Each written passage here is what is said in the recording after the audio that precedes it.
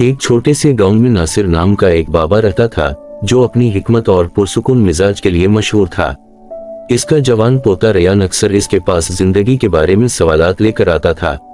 ایک دن ریان ان چیلنجوں سے مغلوب ہو گیا جن کا وہ سامنا کر رہا تھا اور مشورے کے لیے اپنے دادا کے پاس گیا۔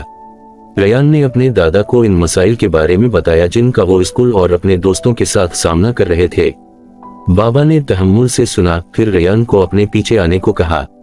وہ باورچی خانے میں چلے گئے جہاں بابا نے چولہے پر پانی کے 3 برتن ابالنے کے لیے رکھے۔ جب پانی ابلنے لگا تو بابا نے پہلے برتن میں آلو، دوسرے برتن میں انڈا اور تیسرے برتن میں کافی کی پھلیاں ڈالیں۔ ریان خاموشی سے دیکھ رہا تھا یہ سب کیا ہے۔ کچھ دیر بعد بابا نے چولہا بند کر دیا اور ریان سے تبدیلی دیکھنے کو کہا۔ بابا نے آلو انڈا نکال کر کپ میں کافی ڈال دی۔ اس کے بعد انہوں نے وضاحت کی، آلو مضبوط اور سخت ہوتا ہے لیکن ابالنے کے بعد یہ نرم اور کمزور ہو گیا۔ انڈا نازک ہوتا ہے لیکن ابالنے کے بعد یہ سخت ہو گیا ہے۔ کافی پھلیاں تاہم پانی کی جگہ لے لیتا ہے، کچھ نیا بناتا ہے اور شاندار۔ بابا نے مسکرا کر کہا، زندگی میں چیلنجز ابلتے ہوئے پانی کی طرح ہوتے ہیں، اہم بات یہ ہے کہ آپ ان کا جواب کیسے دیتے ہیں۔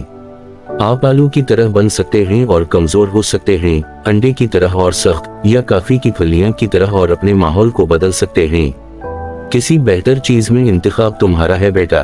ریان نے اپنے دادا کی باتوں کے بارے میں سوچا اور محسوس کیا کہ زندگی کے چیلنجوں کا جواب دینے کے طریقے پر اس کا اختیار ہے۔